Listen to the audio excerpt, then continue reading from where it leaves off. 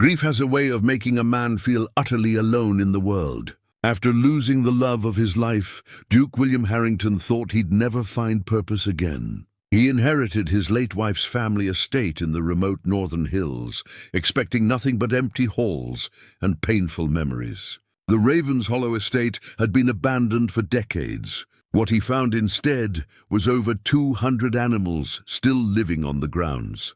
Healthy horses, cattle, and sheep being cared for by someone who had stayed behind all these years. An elderly groundskeeper had been tending not just the animals, but keeping alive something far more precious than the Duke ever imagined. But who would dedicate their life to caring for creatures on a forgotten estate? And why had his beloved wife never told him about this hidden world? Before we jump back in, tell us where you're tuning in from, and if this story touches you, make sure you're subscribed, because tomorrow I've saved something extra special for you. The London townhouse felt like a mausoleum now, every room echoing with Catherine's absence. Duke William Harrington sat in his study, staring at the stack of condolence letters that had arrived over the past 3 months. Each one offered the same hollow comfort. Time would heal. She was in a better place. He must carry on. None of them understood that carrying on felt like betraying her memory. He pulled the faded photograph from his coat pocket, the one he'd carried since the funeral. Catherine smiled back at him from their wedding day, her eyes bright with the kind of joy he wondered if he'd ever feel again. The edges were worn from his constant handling, but her face remained as clear as the day it was taken 15 years ago. Their marriage had been arranged, as was customary for their station, but love had bloomed quickly between them. Catherine possessed a gentle wisdom that balanced his sometimes rash temperament, and she had a way of seeing beauty in the simplest things. A morning walk through Hyde Park, afternoon tea by the window, the way sunlight fell across their breakfast table. She'd made even the most formal court functions bearable with her quiet humor and keen observations about their fellow aristocrats. The illness had come suddenly. One day, she was laughing at something in her morning correspondence. The next, she was confined to bed with a fever that refused to break. The physicians had tried everything, bleeding, tonics, even a specialist brought from Edinburgh. Nothing worked. In 3 weeks, she was gone, leaving William to navigate a world that felt drained of colour. He'd thrown himself into his duties at court initially, thinking work might provide distraction. Instead, he found himself going through the motions, like an actor playing a role he no longer believed in. The politics, the social manoeuvring, the endless cycle of balls and formal dinners, it all seemed pointless without Catherine there to share quiet observations afterward in the privacy of their chambers. That's when the letter arrived from Pemberton and Associates, the family solicitors. Catherine's uncle had died childless, leaving his northern estate to her. Since she was gone, the inheritance passed to William. The letter mentioned that Ravenshollow had been largely abandoned for decades, maintained only by a skeleton staff for basic upkeep. It would likely need to be sold to settle some remaining debts, but William had the right to inspect the property first. The idea of escape appealed to him immediately. London held too many memories, too many places where he expected to see Catherine's face in a crowd or hear her voice calling from another room. Perhaps some time away would help him decide what to do with the rest of his life. He'd found Catherine's travel journal while packing, tucked away in her writing desk beneath a stack of letters from various charities she'd supported. The leather binding was soft with age, and when he opened it, he discovered page after page of her neat handwriting describing places she'd visited before their marriage. But it was the entries about Ravenshollow that caught his attention. The moors stretch endlessly toward the mountains, she'd written, purple with heather in late summer, green as emeralds in spring. Uncle Charles says the sheep know their way home, even in the thickest fog, following paths worn by generations of their ancestors. There's something eternal about this place, something that makes the troubles of London seem very far away. Another entry, dated just 2 years before their wedding. The old bell in the courtyard still rings when the wind catches it just right. Mrs. Henley says it's been there since her grandmother's time. Used to call the workers in from the fields. I love how sound carries here. You can hear a lamb bleating from miles away, or the splash of the beck running down from the high peaks. It makes me think of all the generations who've called this place home. William had never heard Catherine speak of Ravenshollow with such affection. During their marriage, she'd rarely mentioned her family's northern properties, seeming content with their life in London and their occasional visits to his own estate in Surrey. Reading her journal, he realized there had been depths to his wife he'd never fully explored. The journey north took 3 days by carriage, the roads growing rougher and more remote as they climbed into the hill country. His driver, Morrison, had served the family for 20 years and remembered making this same journey with Catherine's father decades earlier. Beautiful country up here.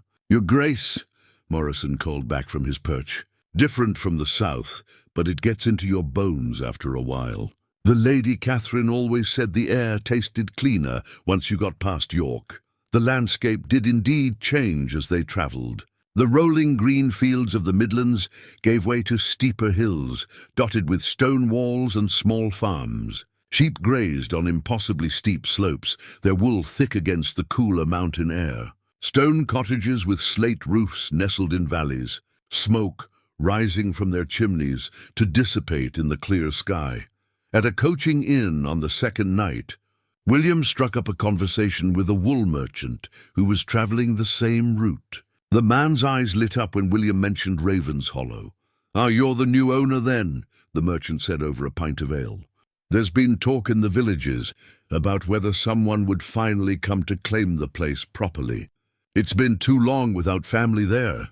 "I understood it was abandoned," William said. The merchant gave him a curious look. "Abandoned? Well, I suppose that depends on your meaning. The main house has been empty, true enough, but the land's not gone wild. Someone's been keeping things in order. You can see it from the high road when you pass by. Might be worth more than you expect." On the third day, they crested a ridge, and Morrison pointed ahead. "There she is, Your Grace, Ravenshollow." The estate spread across a broad valley, backed by towering peaks that still held snow on their highest reaches despite the late spring warmth. The main house was a substantial stone manor, its chimneys tall and straight, its windows reflecting the afternoon sun. But what struck William most was how alive everything looked. The fields were green and well-maintained.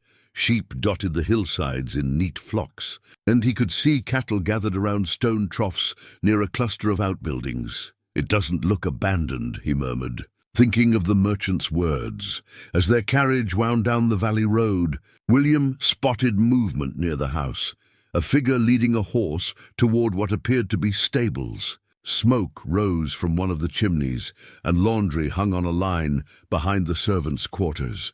The carriage pulled up before the main entrance, and William stepped down onto gravel that was surprisingly well-maintained. The massive oak door opened before he could knock, revealing a woman in her 50s with greying hair and kind eyes. "Your Grace," she said, dropping into a curtsy. "I'm Mrs. Henley, the housekeeper. We've been expecting you." "Expecting me?" "Oh, yes, sir. Thomas sent word from the village yesterday that you'd passed through. He's been preparing for your arrival." She gestured toward the interior. "Please come in. I've had your chambers readied, and there's a meal waiting whenever you're ready." William followed her into an entrance hall that was clean and well-appointed, with fresh flowers on a side table and no trace of the dust and neglect he'd expected.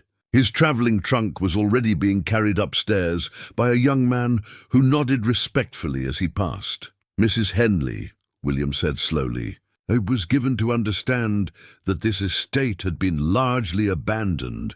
She paused in the act of taking his travelling coat, a slight smile playing at the corners of her mouth. "Well now, Your Grace, that would depend on what you mean by abandoned. The family hasn't lived here regularly for some years, that's true. But Ravenshollow has never been left to fend for itself."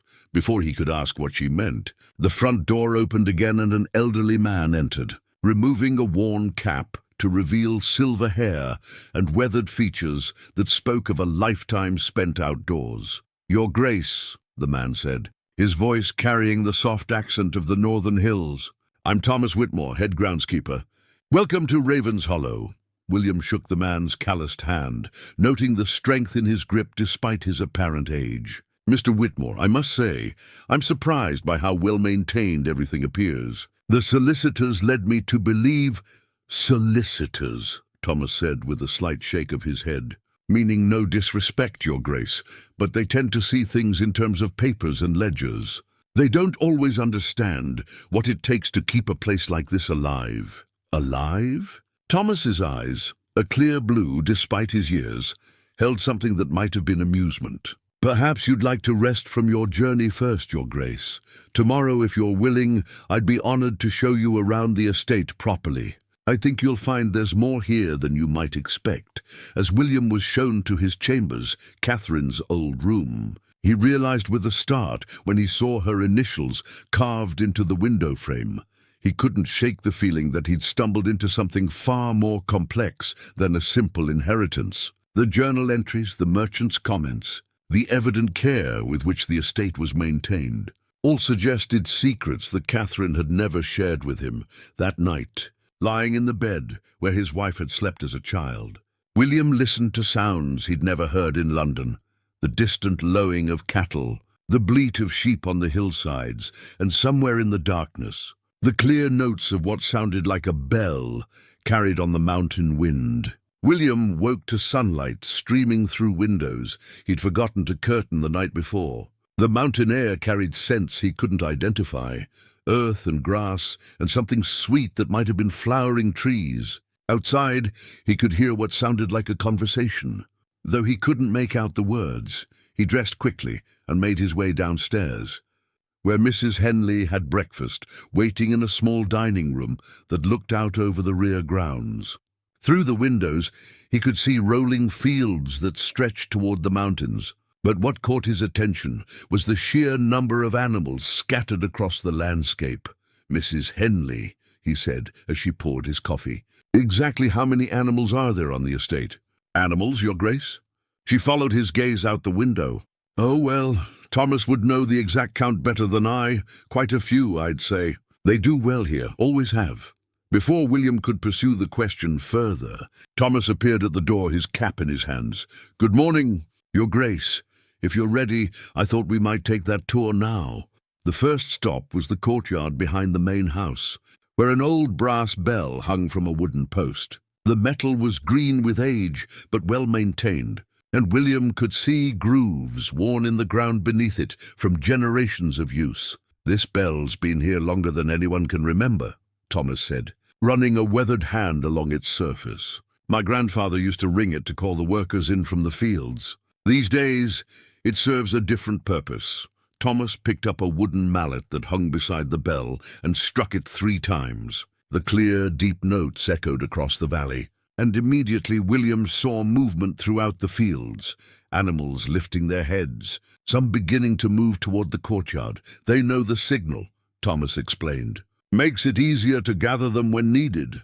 "How many are there?" William asked, watching a group of sheep emerge from behind a stone wall.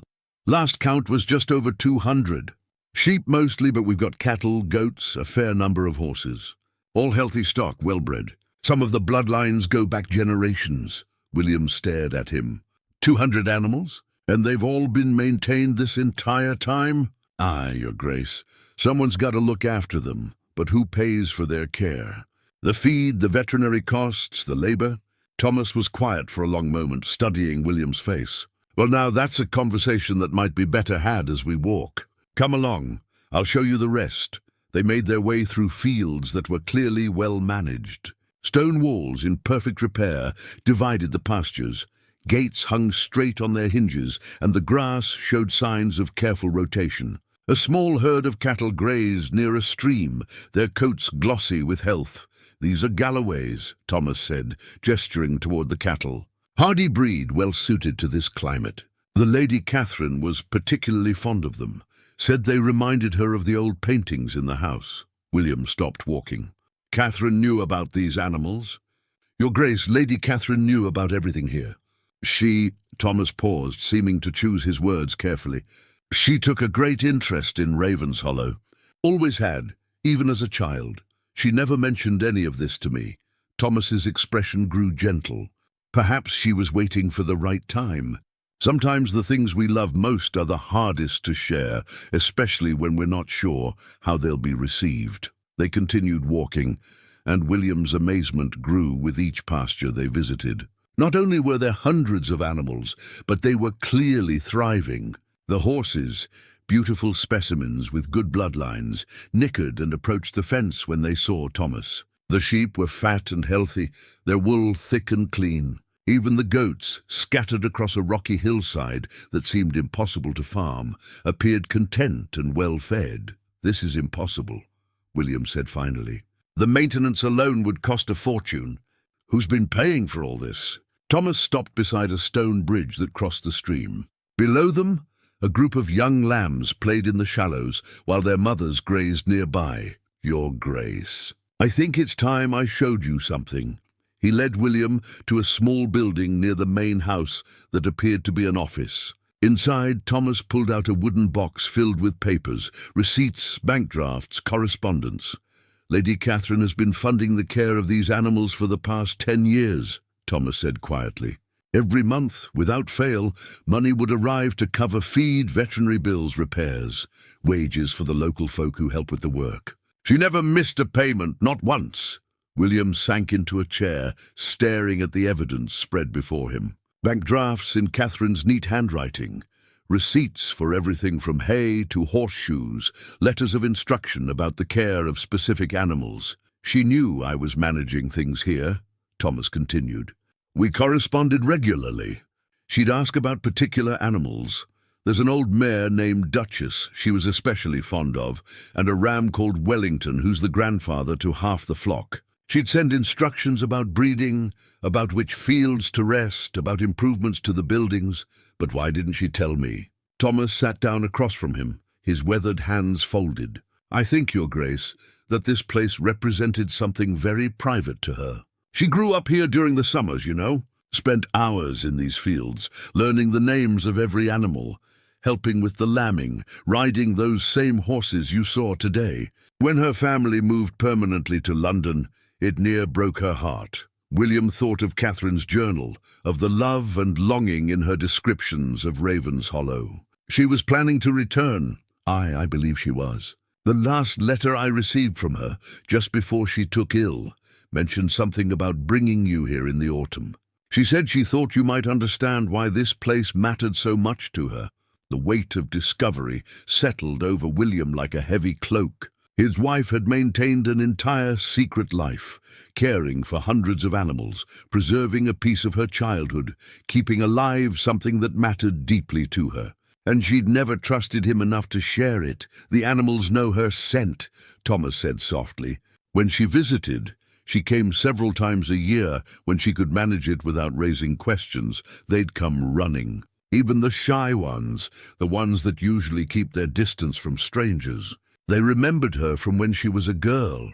William stood and walked to the window, looking out at the fields where Catherine's animals grazed in the afternoon sun. A group of horses had gathered near the bridge, their heads raised as if listening for something. One of them, a grey mare with an elegant neck, watched the office building with what seemed like expectation. "That's Duchess," Thomas said, following his gaze. "She's 23 now, getting on for a horse, but Lady Catherine would never hear of retiring her. Said Duchess had earned the right to live out her days exactly where she pleased." "And now?" William asked. "What happens to all of this now that Catherine's gone?" Thomas was quiet for a long moment. "I suppose that depends on you, Your Grace. The animals don't understand about inheritance or legal complications. They just know this is their home, and they need someone to care for them." William turned back to the papers scattered across the desk, evidence of his wife's hidden passion and dedication. Among them, he noticed something that made his breath catch, a letter in Catherine's handwriting addressed to him, sealed but never sent. "Thomas," he said, his voice barely steady, "what is this?" The old man's eyes grew sad. "She gave that to me the last time she visited, about 6 months before she died. Said if anything ever happened to her, I was to make sure you received it when you came to Ravenshollow. She knew I'd come here. She said you would eventually. said you'd need to understand why this place mattered, and that understanding would help you decide what to do next. William picked up the letter with trembling hands. His name was written across the front in Catherine's familiar script, and below it, a single word that made his throat tighten. Always. As he held the letter, the brass bell in the courtyard began to ring, though no one was near it. The mountain wind had caught it, and its clear notes echoed across the valley, like a voice calling him home. William carried Catherine's letter to his chambers, but couldn't bring himself to open it. Instead, he sat by the window overlooking the fields where her animals grazed, trying to reconcile the woman he'd known with the one who had secretly maintained this hidden world for years. He thought back to their conversations, searching for clues he'd missed. There had been times when Catherine would fall quiet during dinner, gazing out at nothing with a distant expression. When he'd ask what she was thinking about, she'd smile and say, "Home," but he'd always assumed she meant their London townhouse, or perhaps her childhood memories in general. Now he wondered if she'd been thinking about these very fields, about the animals she'd left behind, about the life she might have had if circumstances had been different. The next morning, Thomas appeared at the door with a worn leather satchel and an invitation. "I thought you might want to see how things work around here. Your Grace, there's always something that needs doing, and the animals don't much care about titles or ceremonies." William found himself following the groundskeeper to the stables, where a dozen horses watched their approach with interest. Thomas moved among them with easy familiarity, checking each animal, running experienced hands along their legs, examining their eyes and teeth. "Duchess here has been favoring her left front hoof," Thomas said, approaching the grey mare William had noticed the day before. "Nothing serious, just a small stone lodged in the frog. Lady Catherine always said this one was too curious for her own good, always poking her nose where it didn't belong." As Thomas worked to remove the stone, Duchess stood perfectly still, occasionally turning her head to watch William with dark, intelligent eyes. When the stone came free, she nickered softly and nudged Thomas's shoulder with her muzzle. "She's thanking you," William observed. "Aye, they do that. Animals have better manners than most people, I find. They remember kindness, and they don't hold grudges." Thomas straightened, his work finished. "Lady Catherine used to say that's what she loved most about this place, the honesty of it. Animals don't pretend to be something they're not." They moved on to check the sheep, climbing a stone wall to reach a higher pasture where the flock grazed on sweet mountain grass. As they walked among the animals, Thomas pointed out different breeds, explaining the characteristics that made each valuable. "These Herdwicks here, they're native to these hills, hardy as anything, and their wool is prized. By the mills in Leeds, Lady Catherine was working to preserve the bloodline. There aren't many pure Herdwick flocks left." William watched a group of lambs playing what appeared to be a game of tag, racing around their mothers with boundless energy. One lamb, bolder than the rest, approached him and sniffed at his boots before scampering away to safety. "They don't seem afraid of people. They're used to being handled with care." Lady Catherine insisted on it, said animals that trust humans are healthier and happier. She'd spend hours just sitting among them when she visited, especially during lambing season. Thomas led him to a small stone shelter built into the hillside, its interior filled with tools and supplies for animal care. On one wall hung a collection of hand-carved wooden figures, sheep, horses, cattle, each one rendered with remarkable detail and obvious affection. Lady Catherine made these when she was a girl, Thomas explained, seeing William's interest. They spent a whole summer carving them, one for each animal on the estate at the time. She said it helped her remember them all individually when she had to go back to London for the winter. William picked up one of the figures, a small horse with a flowing mane, every line of its form speaking to careful observation and genuine love. On its base, carved in a child's careful script, was the name Starlight and a date from 25 years ago. Starlight was her first horse here, Thomas said softly. A gentle mare who let a young girl who knew nothing about riding learn to trust her own courage. Lady Catherine always said Starlight taught her that the best relationships are built on mutual respect, not dominance. The carved horse felt warm in William's hands, and he could almost see Catherine as a child, working carefully with her knife to capture the essence of an animal she loved. It struck him that these simple wooden figures might tell him more about his wife's true nature than all their years of formal conversation in London drawing rooms. "Thomas," he said finally, "I need to understand something. Catherine and we talked about many things during our marriage, but she never mentioned any of this. Was she afraid I wouldn't approve?" The old man was quiet for a long moment, gazing out at the flock scattered across the hillside. "I think, Your Grace, that Lady Catherine lived in two different worlds. In London, she was a duchess, with all the responsibilities and expectations that entailed. Here, she was just Catherine, a woman who loved animals and open spaces and the feeling of earth under her feet. But surely she could have trusted me with that side of herself.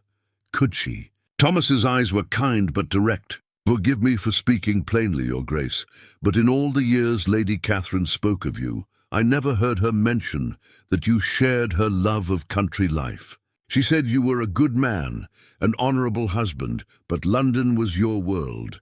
These hills, these animals, they might have seemed like a foolish sentiment to someone who'd never felt their pull." William felt the truth of it like a physical blow. He thought of their conversations about estate management, how he'd always focused on productivity and profit rather than the welfare of the animals themselves. He remembered Catherine suggesting they visit one of their country properties, and how he'd always found reasons to postpone, pressing business in London, social obligations, the inconvenience of travel. "She thought I wouldn't understand," he said quietly. "I think she hoped you would, given time. The last letter she sent mentioned bringing you here gradually, letting you see for yourself what this place meant to her. She said love of the land wasn't something you could explain, it had to be felt." That evening, William sat in Catherine's childhood room, her letter still unopened on the table beside him. Through the window, he could see lights moving in the distance, Thomas and the local workers making their evening rounds, checking on the animals, ensuring all was well before nightfall. The carved wooden horse sat on the windowsill, its painted eyes seeming to watch the fields where its living descendants grazed. William thought about the woman who had made it, who had poured her love into every careful cut of the knife, who had found ways to honor that love, even after life pulled her away from this place. Tomorrow, he decided, he would open the letter. But tonight he would listen to the sounds of the estate settling into evening, the distant lowing of cattle, the soft bleating of sheep, the whisper of wind through grass, and try to hear what Catherine had heard in this music of home. William finally opened Catherine's letter as dawn broke over the mountains, painting the sky in shades of gold and rose. Her familiar handwriting blurred as he read, "My dearest William, if you are reading this, then I am gone, and you have found your way to Ravenshollow. I pray you will forgive me for keeping this part of my life separate from yours. It was not from lack of trust, but from fear that you might see it as a childish fancy rather than the profound connection it has always been for me. These animals, this land, they represent everything I believe about love, responsibility, and the kind of legacy worth leaving behind. I hope that in time you might come to understand why I could never abandon them, even when duty called me away." The letter went on to detail her plans for the estate, her dreams of creating something lasting and meaningful.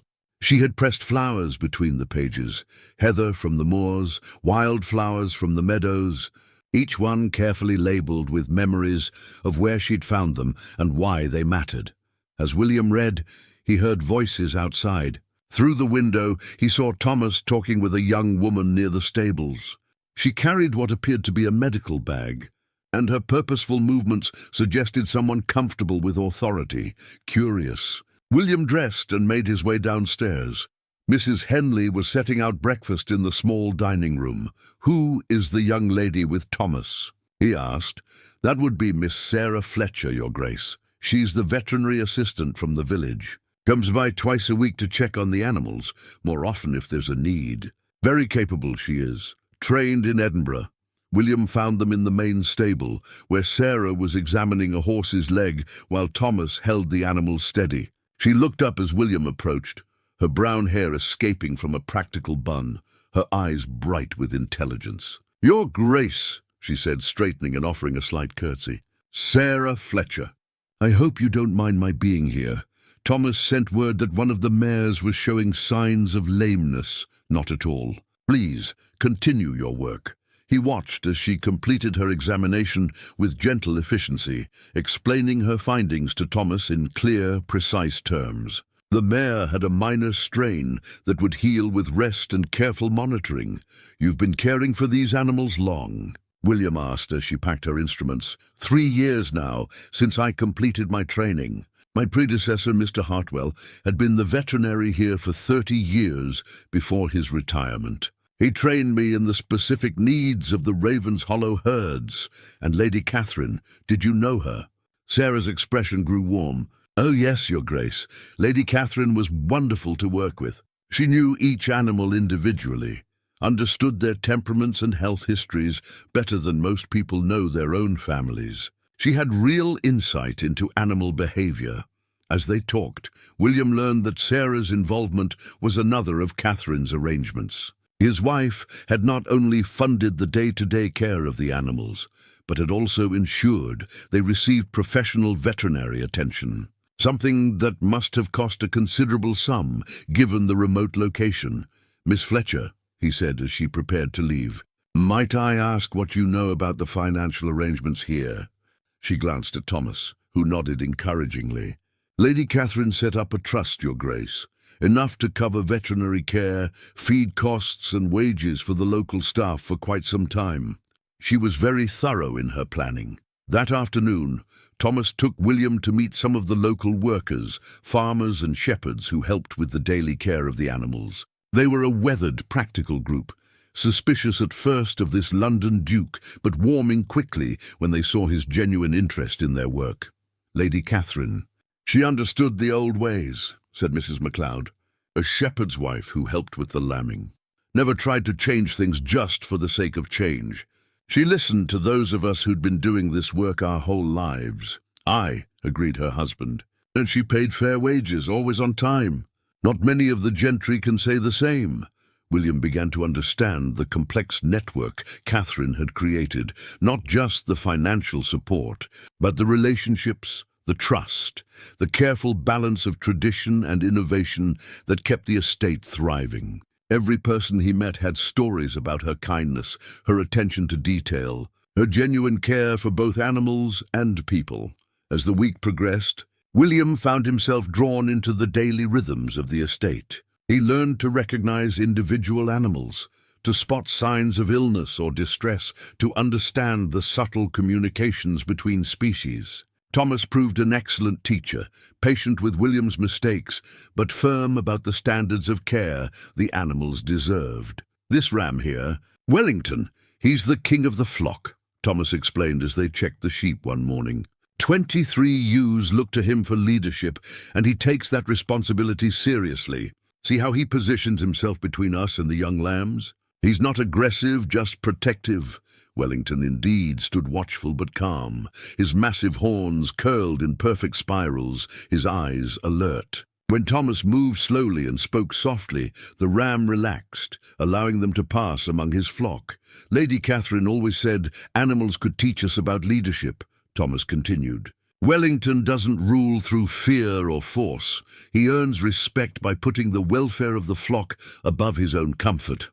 That evening, William sat in the estate office, reviewing the financial records Catherine had left behind. The scope of her planning astounded him. She had calculated feed costs for different seasons, anticipated veterinary expenses, even set aside funds for building repairs and equipment replacement. Every detail had been considered, every contingency planned for.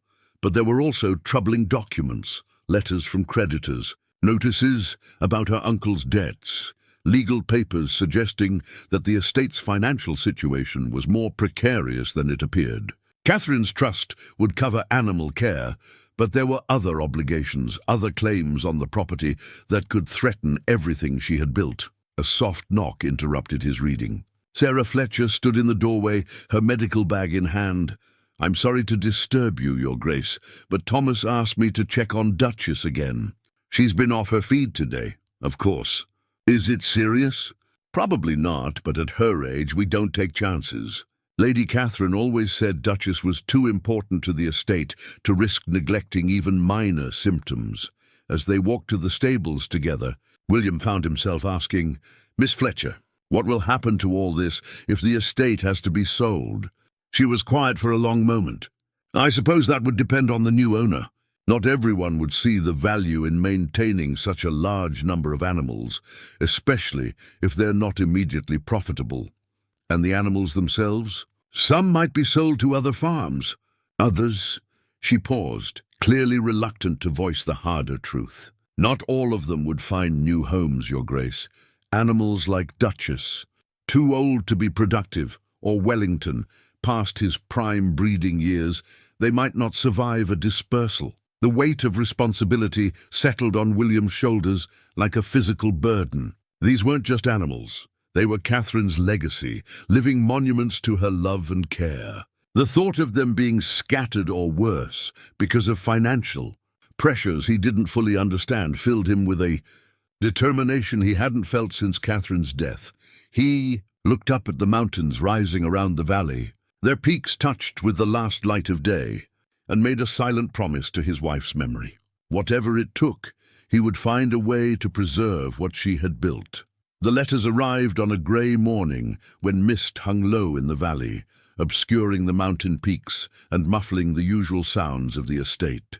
William was in the courtyard helping Thomas repair a section of stone wall when Mrs. Henley appeared with a worried expression and a bundle of official-looking correspondence. Solicitors' letters. "Your Grace." From London. William's hands were dirty from handling stones, and he wiped them on a rag before taking the letters. The first was from Pemberton and Associates, written in the formal language that characterized all legal correspondence, but carrying an unmistakable urgency beneath its polite phrases. "We regret to inform Your Grace that additional debts related to the Ravenshollow estate have come to light. Several creditors of the late Lord Ashworth have filed claims against the property, and we must advise immediate consultation regarding the estate's disposition." The second letter was more direct, from a firm of debt collectors in Newcastle.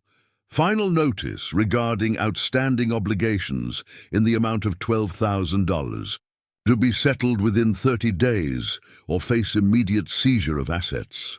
Thomas watched William's face grow pale as he read. "Bad news, Your Grace?"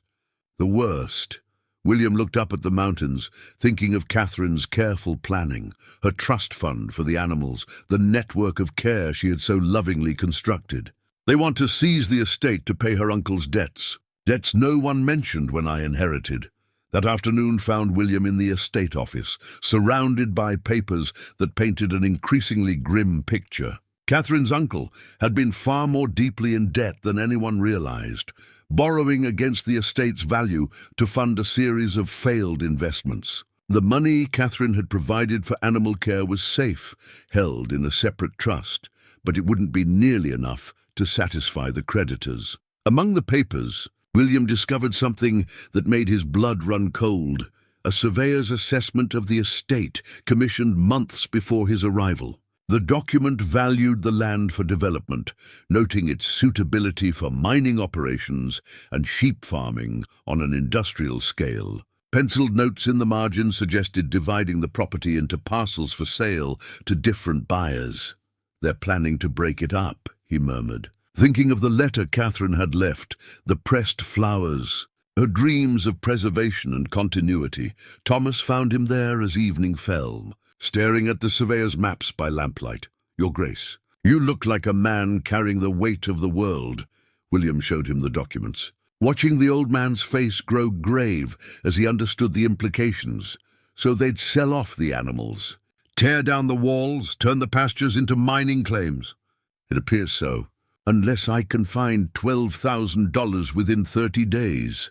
Thomas was quiet for a long moment, his weathered hands resting on the desk. Lady Catherine always said this day might come. Her uncle was a gambling man, and she worried about what debts he might leave behind. She knew about this. she suspected. That's why she worked so hard to establish the trust for the animals' care. She wanted to protect them as much as possible from whatever financial troubles might arise. Outside, the brass bell began to ring in the evening wind, its clear notes carrying across the valley like a call to gather. Through the window, William could see animals moving across the fields, sheep heading to their stone shelters, cattle gathering near the water troughs, horses making their way toward the stables for the night. Thomas, in all your years here, have you ever seen anything like what Catherine built? Never, Your Grace. There's been animal husbandry in these hills for centuries, but what Lady Catherine created, the care, the attention to bloodlines, the way she brought together the old knowledge and new methods, it's something special, something worth preserving. The next morning brought Sarah Fletcher for her regular rounds, but she found William working alongside Thomas in the sheep fields instead of maintaining his usual distance. His hands were learning the feel of wool, the way to check an animal's health through touch, the subtle signs that indicated contentment or distress. You're getting good at that, she observed as William examined a ewe's hooves with careful attention to Thomas's instructions. I'm beginning to understand why Catherine loved this work, William replied. There's something honest about it. The animals depend on you completely, and they respond to genuine care. Sarah helped him finish the examination, their hands occasionally touching as they worked. William found himself noticing things he'd missed before, the way she moved with confidence among the animals, the gentleness in her voice when she spoke to them, the intelligence in her eyes when she discussed their care. Miss Fletcher, may I ask you something? If this estate were to be sold, what would happen to someone with your skills? Would you be able to find similar work? She straightened, fixing him with a direct look. Are you asking because the estate is in trouble, Your Grace? I'm asking because I'm trying to understand what's at stake here. It's not just the animals, is it? It's the people whose lives are built around caring for them. The MacLeods have been shepherds for 4 generations. Mrs. Henley has lived here since she was 16. Thomas has given 30 years of his life to this place. Sarah's voice was steady, but William caught the emotion beneath it. If Ravenshollow is broken up and sold, they'll all need to start over somewhere else. At their ages, that's not easy to do. That evening, William walked the estate boundaries alone, following stone walls that had been built by generations of farmers, crossing streams that had watered countless flocks, climbing hills where shepherds had watched their animals for centuries. Catherine's pressed flowers seemed to whisper from her letter, heather and wild roses, meadow sweet and mountain ash, each one a memory of seasons spent here, of a connection to the land that ran deeper than ownership or profit. He found himself at the highest point of the estate, where an ancient stone cairn marked the boundary.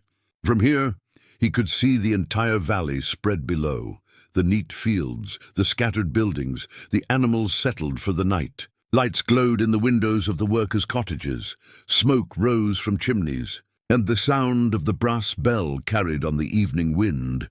It was beautiful, but more than that, it was alive, functioning, cared for. Catherine had created something that honored both the past and the future, that provided not just for animals but for people, that preserved traditions while embracing innovation. William thought of the creditors' letters, of the surveyor's cold assessment of the land's mineral value, of the threat to break up everything Catherine had built. Then he thought of her words in the letter, these animals, this land, they represent everything I believe about love, responsibility, and the kind of legacy worth leaving behind, standing in the mountain wind, surrounded by the evidence of his wife's hidden life. William made a decision that surprised him with its clarity. He would fight for Ravenshollow, not just because Catherine had asked him to, but because he was beginning to understand what she had loved here and why it was worth saving. The surveyor arrived unannounced 3 days later, a thin man in expensive clothes who stepped carefully around the mud and animal droppings as if they might contaminate him. William watched from the stable yard as the man unfolded maps and began making notes, occasionally pointing toward different sections of the estate while speaking to his assistant. That would be Mr. Cromwell, Thomas said quietly, joining William at the fence. "He's been through here twice before, measuring and calculating. Word in the village is he represents some investors from Manchester, looking to expand their mining interests." William felt a cold anger building as he watched Cromwell gesture dismissively toward a group of sheep grazing near the stream. The man saw nothing but commodity value. So much land suitable for excavation, so many animals to be liquidated, so many inconvenient people to be displaced. "Thomas, I need to understand something. What exactly did Catherine's uncle borrow all that money for?" The old groundskeeper's expression grew grim. Lord Ashworth had grand ideas about modernizing the estate, wanted to bring in steam-powered equipment, expand the mining rights, turn the whole valley into an industrial operation. Problem was, he borrowed the money before he figured out if any of it would work. And now the creditors want their investment back. With interest. They don't much care how they get it. That afternoon, William rode to the village to meet with the local magistrate, hoping to understand his legal options. What he learned was discouraging. The debts were substantial and clearly documented. The creditors had legitimate claims, and the law favored those with money over those with sentiment. "I'm sorry, Your Grace," Magistrate Thornfield said, reviewing the papers William had brought. "These obligations appear to be valid. Unless you can satisfy the debts personally, the estate will likely have to be sold. And if I can't raise the full amount, could we negotiate a partial settlement?" "Perhaps, but you'd need to act quickly. Once the creditors file for seizure, the matter moves out of local jurisdiction. They could force a public auction, and at that point, you'd have no control over who buys the property or what they do with it." On the ride back to Ravenshollow, William's mind churned with possibilities, none of them promising. His own resources were substantial but not unlimited, certainly not enough to cover $12,000 without mortgaging his other properties. He could try to arrange loans, but that would take time he didn't have. He found Sarah waiting for him at the stables, her expression troubled. "Thomas told me about the surveyor," she said without preamble. "Is it true they want to turn the estate into mining claims?" "It appears so." William dismounted and handed the reins to one of the stable hands. "Miss Fletcher, can I ask you something honestly? Do you think I'm being foolish to fight this? Perhaps it would be more practical to accept the inevitable and try to find good homes for as many animals as possible." Sarah was quiet for a moment, absently stroking the neck of a horse that had come to the fence hoping for attention. "Your Grace, may I tell you something about Lady Catherine?" "Please." "The first time I met her, I was barely qualified to treat farm animals, let alone manage the health of bloodlines worth thousands of pounds. I was nervous, afraid of making mistakes with such valuable stock. Do you know what she told me?" William shook his head.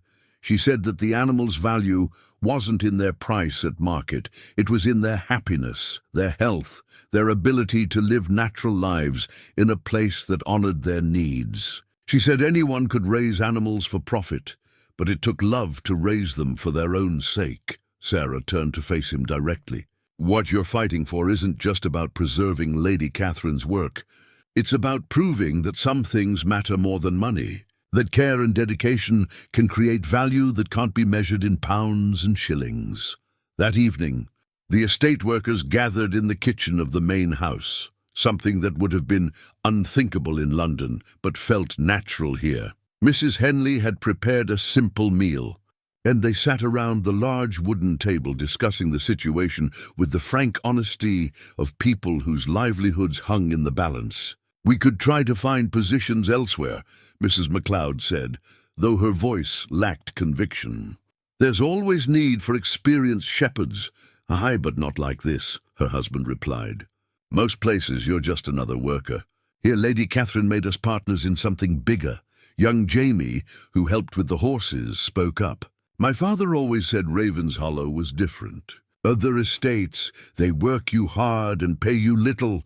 Here they treat you like family."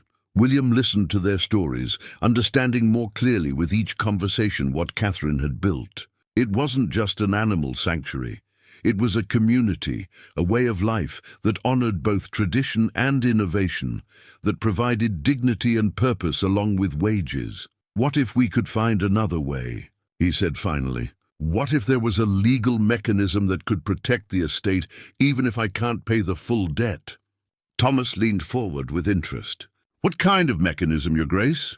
I'm not sure yet, but there must be precedents, ways to preserve important lands, to protect them from being broken up for short-term profit. Later that night, William found himself in the estate library, a room he'd barely noticed before. The shelves were filled with books on agriculture, animal husbandry, and estate management, but tucked away in a corner were legal texts dating back generations. As he searched through them by lamplight, he discovered references to ancient laws governing land use, charitable trusts, and public benefit corporations. One volume in particular caught his attention, a treatise on the establishment of sanctuaries and preserves. The language was archaic, but the principles were clear. Under certain circumstances, land could be designated for specific purposes that served the public good, protecting it from seizure for private debt. As dawn broke over the mountains, William was still reading, taking notes, beginning to sketch the outline of a plan that might, just might, save everything Catherine had worked for. The brass bell rang in the courtyard, calling the animals to morning feed, and through the library window, William could see Thomas beginning his daily rounds. Duchess the mare stood near the fence, her grey coat silvered with dew, watching the house as if she too understood that important decisions were being made. William thought of the surveyor's maps, with their cold calculations and industrial ambitions, then looked at the books spread before him, filled with wisdom about stewardship and preservation. Somewhere in these pages might be the key to honoring Catherine's legacy while satisfying the law's demands. But time was running short, and the creditors would not wait much longer for their money. Whatever solution he found would have to be implemented quickly, with precision and determination. Outside, the estate was coming to life, animals calling to each other across the fields, workers beginning their tasks. The ancient rhythms of care and husbandry that had sustained this place for generations. William closed the legal text and prepared to join them, knowing that the coming days would determine whether those rhythms would continue or be silenced forever. William was examining the library's collection of legal precedents when Sarah arrived with troubling news. She found him surrounded by open books, his hair disheveled from running his hands through it, his eyes red from reading by lamplight. Your Grace, I'm sorry to disturb you, but Thomas sent me. Duchess is showing signs of colic, and at her age, of course. William closed the book he'd been studying and followed Sarah to the stables, where they found Thomas walking the elderly mare in slow circles, trying to keep her moving to prevent the condition from worsening. Started about an hour ago, Thomas explained. She's been restless, pawing at the ground. I've been walking her, but she's not improving. Sarah examined Duchess carefully, her hands gentle but thorough as she checked the mare's vital signs. We need to keep her moving and monitor her closely. This could resolve on its own, or it could become serious very quickly. For the next several hours, they took turns walking Duchess, speaking to her in soothing voices, watching for any change in her condition. William found himself thinking about Catherine, about how much this particular horse had meant to her, about the letter where she'd mentioned Duchess by name. She was Catherine's favourite, wasn't she? He asked Thomas during one of their shifts. Aye, Lady Catherine learned to ride on Duchess when she was just a girl. Used to spend hours grooming her, talking to her like she was a person. When Lady Catherine got married and moved to London, saying goodbye to this mare near broke her heart. As dawn approached, Duchess finally began to show signs of improvement. Her restlessness eased, she stopped pawing the ground, and she began to show interest in food again. Sarah's relief was visible as she completed her examination. She's going to be fine, Sarah announced. But it was touch and go for a while there. William felt an overwhelming surge of gratitude, not just for Duchess's recovery, but for the dedication of the people who had spent the night caring for her. In London, a sick animal would have been seen by a veterinarian if it was valuable enough, but the personal investment, the emotional connection would have been absent. "Thomas," he said as they settled Duchess in her stall with fresh hay, "I need to ask you something. You said Catherine gave you a letter for me, but was there anything else? Any other instructions, any other documents?" Thomas studied his face carefully. "Why do you ask, Your Grace?" "Because I've been reading about legal protections for estates, ways to preserve them as charitable institutions or public trusts. If Catherine was as thorough in her planning as it appears, she might have researched similar options." Thomas was quiet for a long moment, then nodded slowly. "There is something else. Lady Catherine asked me to show it to you only if you demonstrated that you truly understood what this place meant to her. And have I? A man who spends the night walking a sick horse, who reads legal texts by lamplight trying to save an estate he inherited 3 weeks ago. I'd say that man understands." Thomas led William not to the office or the house, but to the library itself. In the far corner, behind a shelf of agricultural texts, he pressed against a section of wood paneling that swung inward to reveal a small, hidden compartment. "Lady Catherine had this built 2 years ago," Thomas explained. "Said if anything happened to her, the most important documents should be kept safe from lawyers and creditors until the right person came to claim them." Inside the compartment was a leather portfolio tied with the same blue ribbon that had bound Catherine's other correspondence. William's hands trembled slightly as he untied the ribbon and opened the portfolio. The first document was written in Catherine's hand, but it wasn't a letter. It was a formal legal document, witnessed and notarized. As William read, his astonishment grew with each paragraph. "My God," he whispered. "Thomas, do you know what this is?" "Lady Catherine explained some of it to me, but I'm not much for legal language. It's a formal declaration of intent to establish Ravenshollow as an animal sanctuary and preservation trust." She researched the legal requirements, identified the precedents, even outlined the governance structure. William continued reading, his excitement building. "She was planning to fake her own death." Thomas's eyes widened. "What do you mean?" "Listen to this.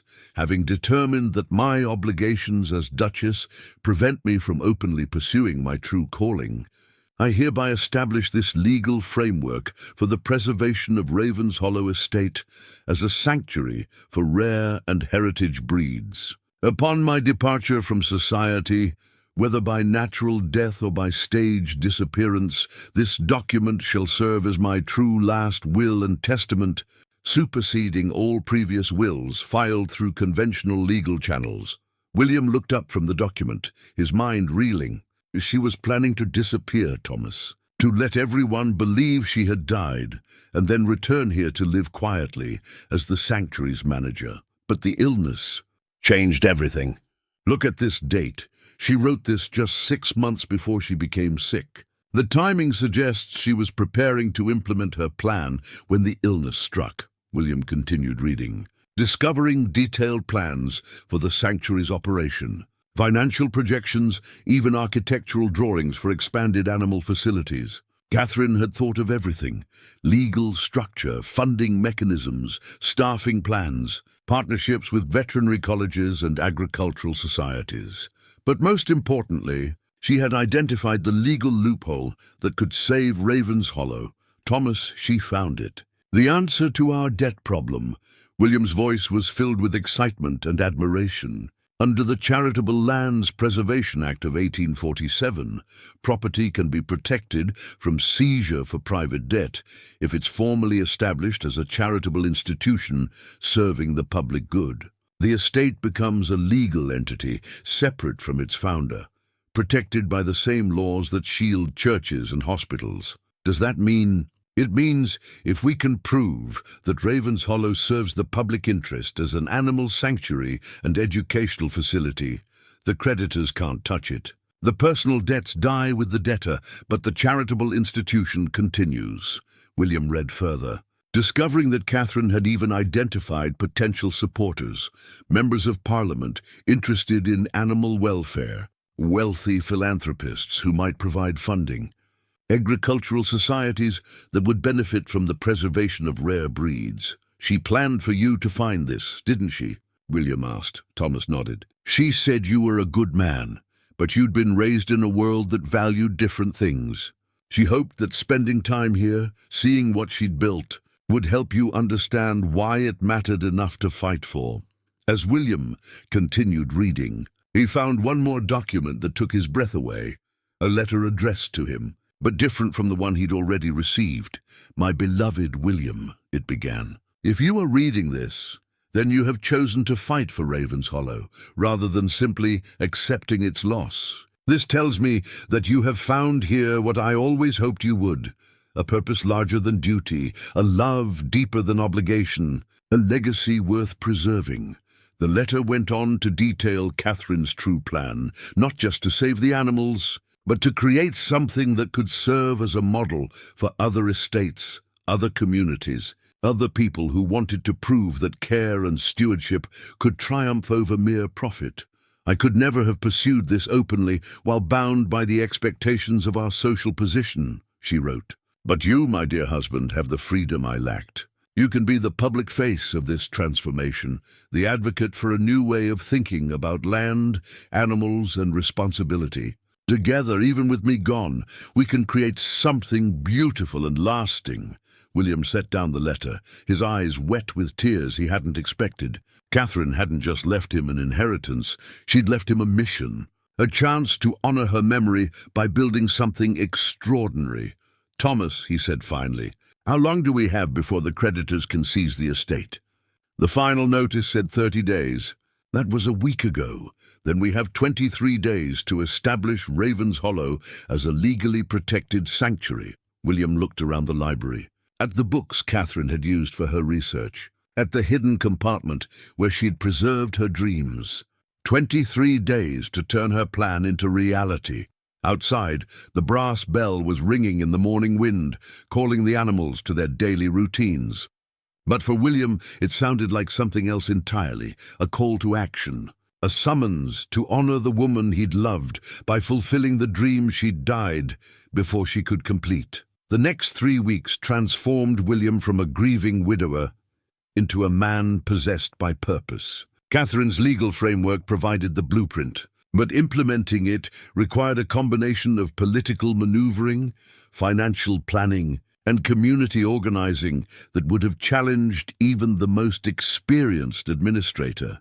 Working from the estate office that had become a war room, William began reaching out to the contacts Catherine had identified in her documents. The first response came from Sir Charles Whitmore, a member of Parliament and noted advocate for animal welfare. His letter was encouraging but cautious.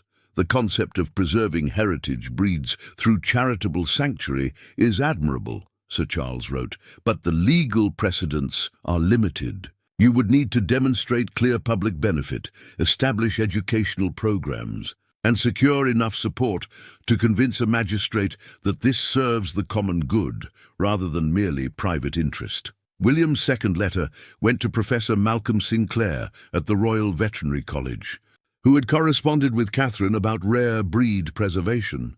Sinclair's response was more enthusiastic.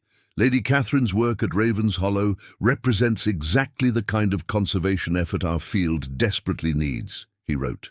"I would be honored to serve on an advisory board and could arrange for our students to use the facility for practical training. Such partnerships would strengthen your case for educational designation." But it was the response from Margaret Thornfield, daughter of the local magistrate and secretary of the Northern Counties Agricultural Society, that provided the breakthrough William needed. "The preservation of native breeds has become a matter of national interest," she wrote. "Several estates have successfully established charitable status based on conservation work. I can provide documentation of precedents and would be willing to testify as to Ravenshollow's importance to regional agriculture."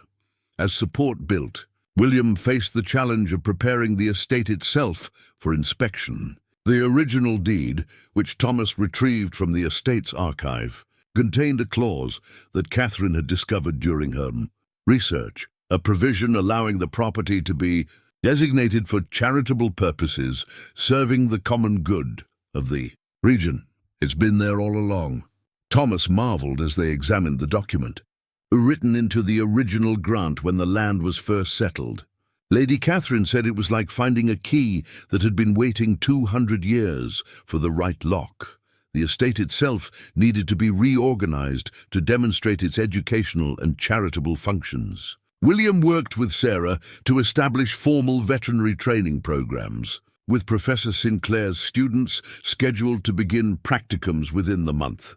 Mrs. MacLeod helped develop educational tours for local schoolchildren, teaching them about animal husbandry and conservation. "The children love the animals," she reported after the first group visited. "And seeing their faces when they learn about the rare breeds, you can tell they understand why this matters." But the greatest challenge came from within William himself. The plan required him to stand before the magistrate and argue passionately for the sanctuary's importance, to speak publicly about conservation and animal welfare, to become the advocate Catherine had envisioned. For a man who had spent his adult life in the formal, restrained world of London society, this transformation felt as dramatic as learning a new language. Sarah proved instrumental in helping him prepare. As they walked among the animals each evening, she coached him on the technical aspects of breed conservation, helping him understand the genetic importance of maintaining diverse bloodlines.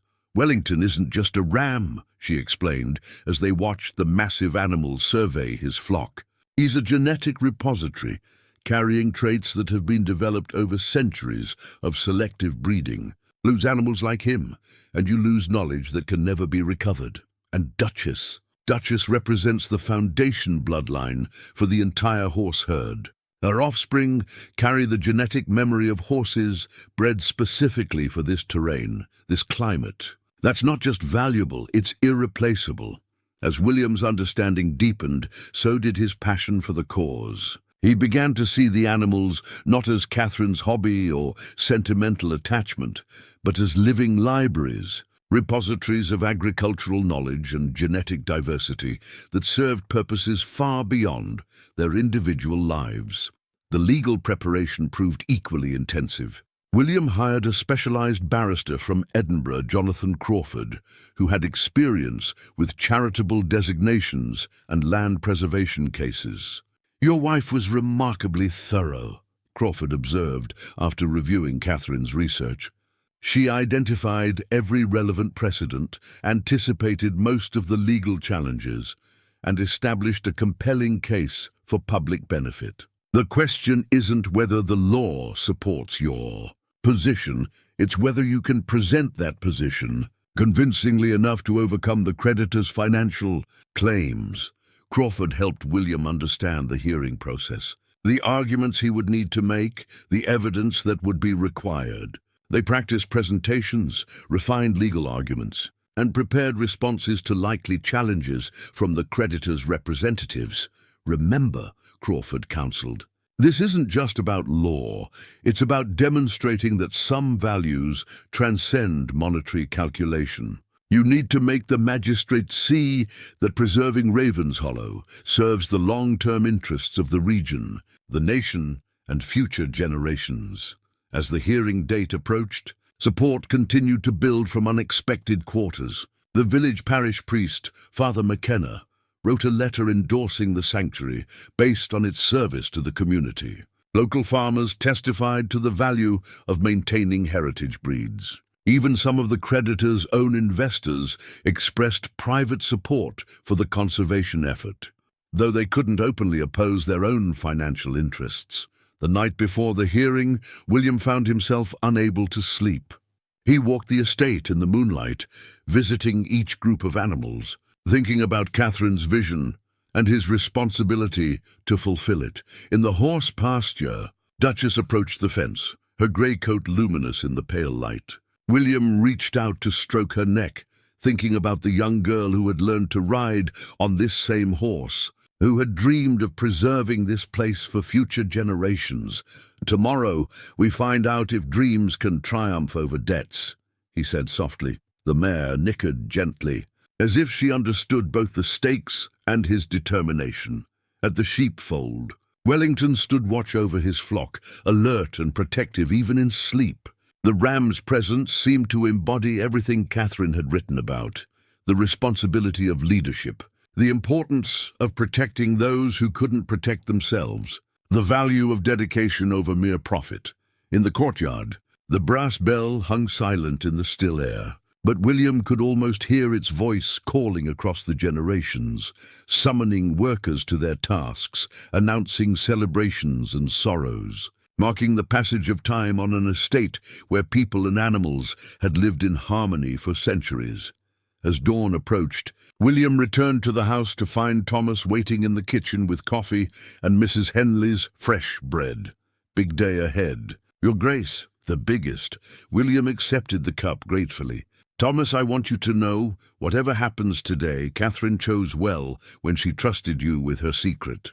You've honored her memory and protected everything she loved. We all have, Your Grace, even you, though you didn't know it at the time. Lady Catherine always said you had a good heart. You just needed the right cause to show it. The morning brought a steady stream of supporters. Sir Charles arriving from London, Professor Sinclair from Edinburgh, Margaret Thornfield with a delegation from the Agricultural Society. But it also brought the creditors' representatives, stern men in expensive suits who saw the estate as nothing more than an asset to be liquidated. As William prepared to leave for the courthouse, he carried with him Catherine's original deed research, her conservation plans, her letter explaining her vision, and the testimony of dozens of people whose lives had been touched by her work. But most importantly, he carried the certainty that he was fighting for something larger than any individual interest, a vision of stewardship that honored the past while protecting the future, that valued preservation over profit, that proved love could create institutions capable of surviving even death itself. The brass bell rang one final time as their carriage pulled away from Ravenshollow, its clear notes following them down the valley toward a courthouse where the fate of Catherine's dream would be decided. The courthouse in Kendal was a stern stone building that seemed to embody the weight of legal tradition. William arrived to find the chamber already crowded with interested parties, supporters of the sanctuary on one side, creditors and their representatives on the other, and curious local residents filling the remaining seats. Magistrate Thornfield, Margaret's father, presided with the gravitas his position demanded. A man in his 60s with silver hair and penetrating eyes. He had a reputation for fairness, but also for strict adherence to legal precedent. We are here, the magistrate began, and to determine whether the estate known as Ravenshollow may be designated as a charitable institution for the preservation of rare animal breeds and agricultural education, thereby protecting it from seizure for private debt. This is a matter of considerable legal complexity and significant financial consequence. William sat at the petitioner's table with Jonathan Crawford, his barrister. Across the aisle, the creditors were represented by a London firm whose senior partner, Mr. Blackwood, had a reputation for aggressive debt collection. On the table before William lay Catherine's signet ring, the one she had worn throughout their marriage, the one that symbolized her authority as Duchess and her responsibility to the estate. He had put it on that morning, feeling the weight of her expectations and her love. Crawford stood first, his voice carrying the authority of years spent arguing complex cases. Your Honor, we are here to fulfill a vision that transcends mere financial calculation. The late Duchess Catherine Harrington spent years researching and planning the transformation of Ravenshollow into a charitable sanctuary, not from whim or sentiment, but from a profound understanding of its value to society. He gestured toward the gallery where Sir Charles Whitmore sat with Professor Sinclair and other supporters. The evidence will show that Ravenshollow serves multiple public purposes. The preservation of rare animal breeds that represent centuries of agricultural development, the education of future veterinarians and farmers, and the demonstration of conservation practices that could serve as a model for similar efforts throughout the kingdom. Crawford presented Catherine's research.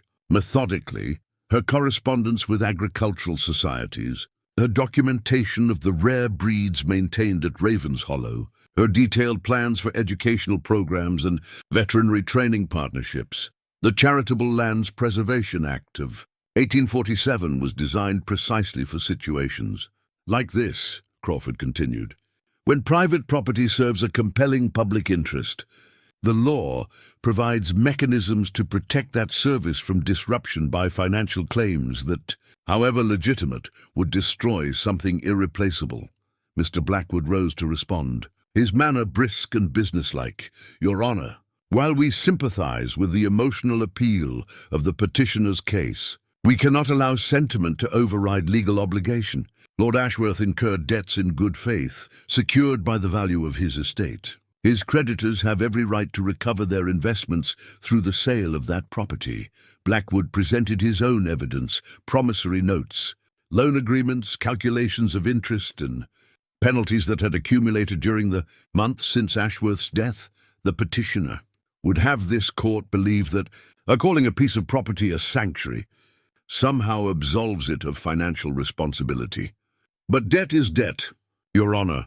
The law cannot create exceptions simply because someone has developed an attachment to expensive livestock. Sir Charles Whitmore took the witness stand first for the sanctuary's case, his parliamentary bearing lending weight to his testimony. I have visited Ravenshollow personally, he testified, and I can state without reservation that it represents one of the finest examples of heritage breed conservation in the north of England. The Galloway cattle, the Herdwick sheep, the Fell ponies, these are living repositories of genetic diversity that took centuries to develop and could be lost in a single auction. Professor Sinclair followed, providing technical testimony about the educational value of the estate. My students require practical experience with diverse animal populations, he explained. Ravenshollow provides opportunities for hands-on learning that simply cannot be replicated in urban settings. The partnership we've established represents a significant advancement in veterinary education, but it was Margaret Thornfield's testimony that seemed to have the greatest impact on her father. The agricultural society has documented 17 distinct heritage breeds maintained at Ravenshollow, she testified. Several of these bloodlines exist nowhere else in the region. From the perspective of agricultural preservation, losing Ravenshollow would be equivalent to burning a library. The creditors called their own witnesses, appraisers who testified to the estate's substantial monetary value, debt collectors who detailed the amounts owed, and a representative from the Manchester Mining Consortium who spoke about the industrial potential of the land. The property could support coal extraction worth hundreds of thousands of pounds, the mining representative testified. The current use, maintaining expensive animals for sentimental purposes, represents a tragic waste of natural resources. As the morning progressed, William watched the magistrate's expression carefully, trying to gauge his reaction to the competing arguments. Thornfield asked penetrating questions of both sides, clearly struggling with the tension between legal precedent and moral imperative. During a brief recess, William found himself in the courthouse garden with Sarah, who had come to observe the proceedings. Her presence steadied him as he prepared for his own testimony, the moment when he would have to stand before the court and argue for Catherine's vision in his own words. "Are you nervous?" she asked. "Terrified," he admitted. "What if I can't make them understand what this place means? What if my words aren't enough to save it?" Sarah placed her hand gently on his arm. "Just speak from your heart. Tell them what Catherine taught you about love and responsibility. Tell them what you've learned about yourself in these past weeks." As they returned to the courtroom, William caught sight of Thomas sitting in the gallery, his weathered face filled with quiet confidence. Beside him sat Mrs. Henley, Mrs. MacLeod, and several other estate workers who had travelled to witness the proceedings. The afternoon session would determine everything: William's own testimony, the final arguments, and the magistrate's decision that would either preserve Catherine's dream or see it destroyed forever. When court reconvened after the recess, William felt the weight of every gaze in the packed courtroom. As he rose to take the witness stand, Catherine's signet ring caught the afternoon light streaming through the tall windows, and for a moment he could almost feel her presence beside him. Crawford's initial questions were straightforward, establishing William's relationship to the estate, his discoveries about Catherine's work, his commitment to continuing her vision. But it was when the barrister asked about William's personal transformation that the testimony became truly compelling. Your Grace, when you first arrived at Ravenshollow, what did you expect to find? Empty buildings, William replied honestly. Painful memories. Perhaps some legal paperwork to sort through before selling the property and returning to London. And what did you find instead? William looked out at the gallery. Seeing Thomas's encouraging nod, Sarah's supportive smile, the faces of people whose lives were built around caring for the animals Catherine had loved. I found a world I never knew existed, he said, his voice growing stronger. I found over 200 animals living healthy, happy lives because someone cared enough to ensure their welfare, even when she couldn't be there to oversee it personally. I found people who understood that responsibility means more than legal obligation. It means dedication to something larger than yourself. How has your time at Ravenshollow changed your perspective on land ownership and responsibility? William paused, thinking of the early morning walks among the sheep, the hours spent learning to recognize individual animals, the satisfaction of work that produced not profit, but well-being. I learned that true ownership isn't about possession, it's about stewardship. My wife understood that these animals, this land, these traditions don't belong to any one person. They belong to the future, and our job is to protect them for generations we'll never meet. Mr. Blackwood's cross-examination was aggressive, designed to portray William as a romantic idealist whose emotions had clouded his business judgment. Your Grace, you've been at Ravenshollow for less than a month. Isn't it possible that grief has influenced your decision-making in ways that don't serve your own best interests? My grief led me to discover a part of my wife I never knew, William replied firmly. If that's influenced my judgment, it's made it clearer, not cloudier. But surely you understand that sentiment cannot override legal obligation, that creditors have rights that must be respected. I understand that debts should be paid, William said, but I also understand that some things have value beyond their price at auction. Destroying Ravenshollow to satisfy short-term financial claims would be like burning books to heat a house. It might solve an immediate problem, but at the cost of something irreplaceable. Blackwood pressed harder. You speak of irreplaceable value, but these are simply animals. They can be replaced by purchasing similar stock elsewhere. This was the moment William had prepared for. The argument that went to the heart of everything Catherine had taught him. Mr. Blackwood, you're wrong about something fundamental.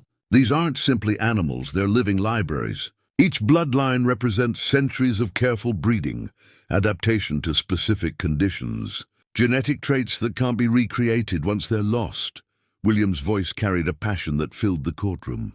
Wellington, our Herdwick ram, carries genetic information that developed over 800 years of breeding in these specific hills. Duchess, our oldest mare, represents bloodlines that learned to thrive in mountain conditions that would kill animals bred for easier terrain. He stood slightly, addressing not just Blackwood, but the entire courtroom. When we lose these animals, we lose knowledge, we lose options, we lose pieces of agricultural history that can never be recovered. That's not sentiment, that's practical wisdom about preserving resources we might desperately need in the future. The magistrate leaned forward with obvious interest. Your Grace, you speak of preserving options for the future. Can you elaborate on what you mean? Climate change, disease, economic disruption. History teaches us that circumstances can change rapidly. The animals at Ravenshollow represent genetic diversity, hardiness, adaptability that was developed over generations of selective breeding. If we need those traits someday, if our current agricultural systems prove vulnerable to new challenges, these bloodlines could be invaluable. Magistrate Thornfield nodded thoughtfully, then asked the question that would determine everything. Your Grace, If this court grants sanctuary status to Ravenshollow, what assurances can you provide that it will truly serve the public good, rather than simply protecting your private interests? William reached into his jacket and withdrew a document he and Crawford had prepared during the recess. Your Honor, I'm prepared to deed Ravenshollow permanently to a charitable trust, retaining only a life interest as its manager. The estate would be governed by a board, including representatives from the Royal Veterinary College, the Agricultural Society, and the local community. Its books would be open to public inspection, its facilities available for educational purposes, its mission legally binding in perpetuity. A murmur ran through the courtroom. Even Blackwood looked surprised by the scope of William's commitment.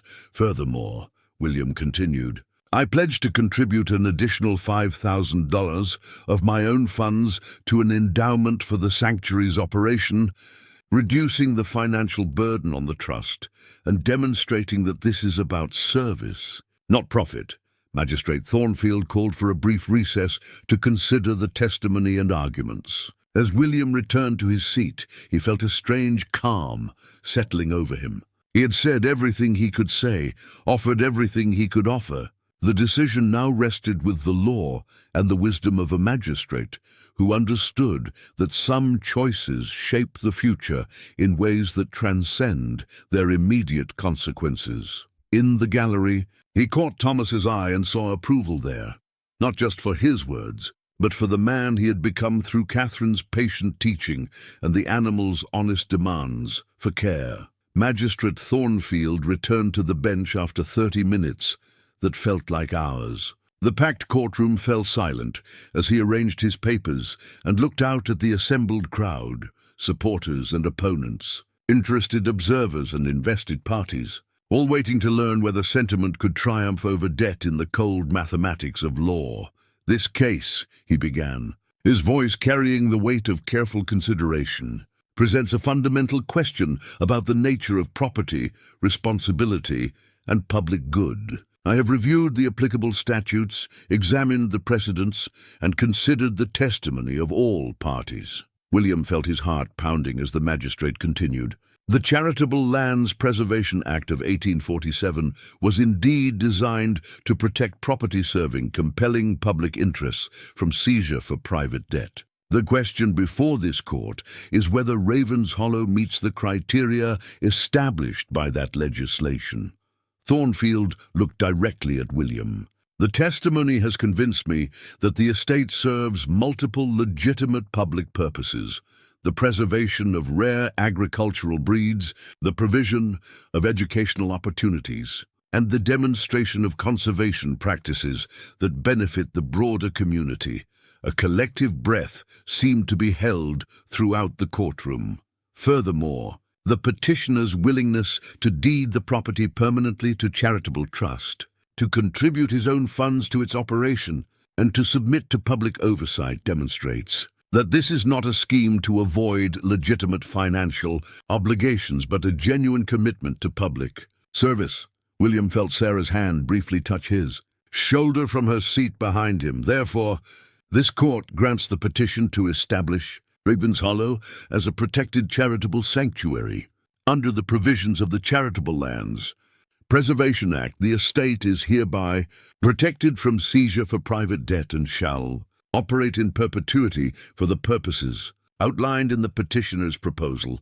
The courtroom erupted in a mixture of cheers and protests. Sir Charles Whitmore stood and applauded, while the creditors' table buzzed with angry consultation. But William heard none of it clearly.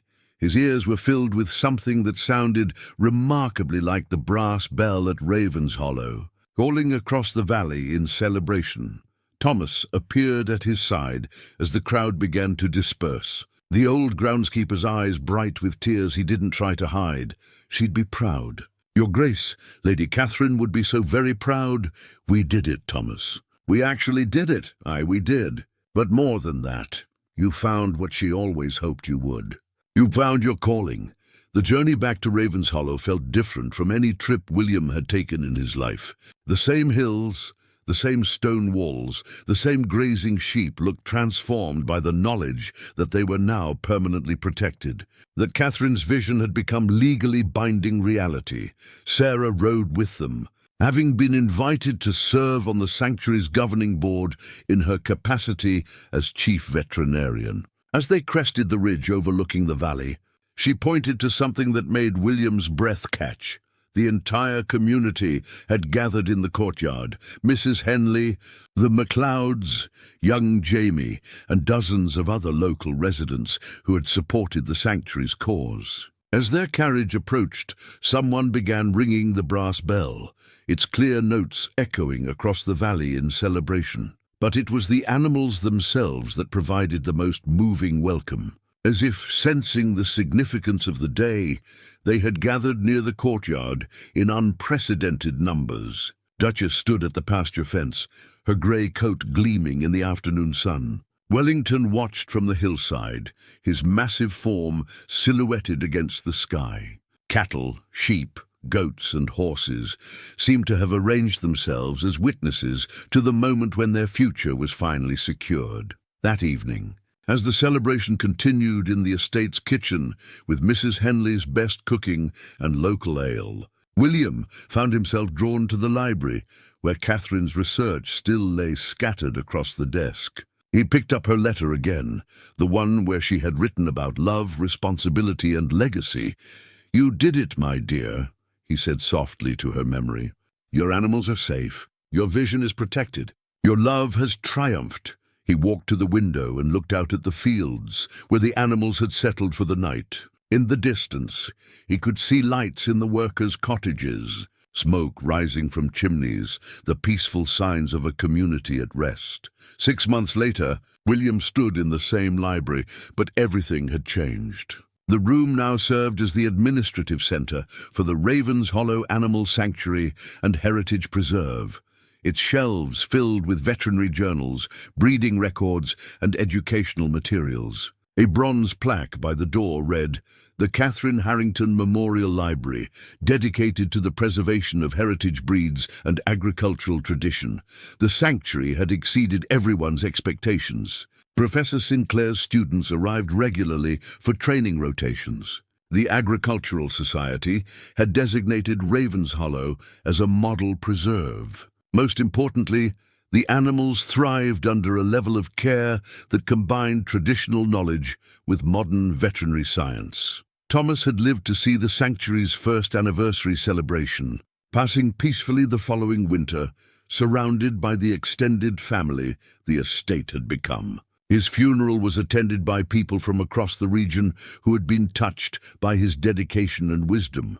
Sarah had accepted William's proposal that spring, and their wedding was planned for autumn in the estate's chapel, with the animals serving as the most important witnesses to their union. On this particular evening, William made his way to the small memorial garden Sarah had designed near the chapel. At its center stood a simple stone marker bearing Catherine's name and the inscription she had requested. She tended more than animals, she tended hope. William removed the wedding ring he had worn since Catherine's death and placed it gently at the base of the marker. For the first time since her passing, he could let go without feeling like he was abandoning her memory. "Thank you," he said to the gathering twilight, "for teaching me that love doesn't end with death.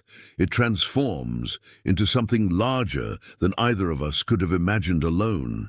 As he walked back toward the lights of the house, the brass bell began to ring in the evening wind, its clear notes carrying across the valley like a benediction. In the fields around him, over 200 animals settled into sleep, protected and cherished, living proof that some legacies are strong enough to survive even the grave. William Harrington, once a grieving widower lost in purposeless luxury, had found his calling in honoring his wife's hidden dream. In saving her animals, he had saved himself, discovering that the greatest inheritance Catherine had left him wasn't property or position. It was the knowledge that love, properly tended, grows stronger after death than it ever was in life.